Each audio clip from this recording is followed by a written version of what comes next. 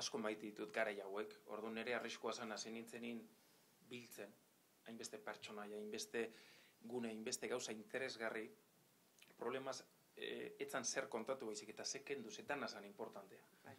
Orduan, kendu behar izan ditut gauza asko maite ditutenak.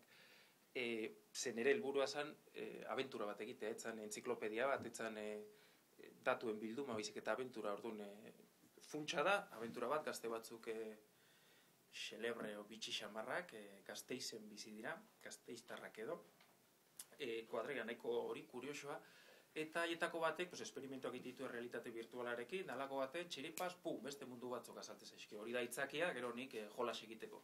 Lehenengo mundua da greziarrena, eta Grezian hor aipatu nahi izan detena da pertsonai zoragarri ez gaitze, ikaragarria, nahi zinezgaitze egiten zait ikustie zenbateaino idazten dezunien asmatu egiten dituzu munduak. Han, ia ezinezko ematen du hori egia izan zitekini pentsatzea ere, hainbeste gauza interesgarri, orduan Grezian azpimarratu nahi izan nuena zen haien izaera.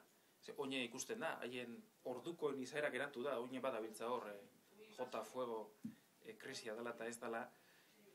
Ikaragarri nahazketak bitxia zen alde batetik burrukarako ikaragarrizko zena eta jolasa. Pertsiarrak etorri behartzienien, ezin zuten irabazi, ezin eskoa zen, askoz gehiago ziren indartsuagoak, greziarrak zea zeuden, bakoitza bere alde, eta ala ere betzatzen, bai gaurre eta aurre egin. Eta nahi horrelako gauzak, gustatzen eskitze, historia da, ez da asmatua. Eta horra agertzen diren pertsonaiak eta, uste etorrena dela liburuak beak hitz egitea, eta nik uste bilatzen nuena. Pena da, 15 tale idatziko nituzkela Greziarri buruz eta beste 15 Japoniari buruz, baina idatziko ditut denborari.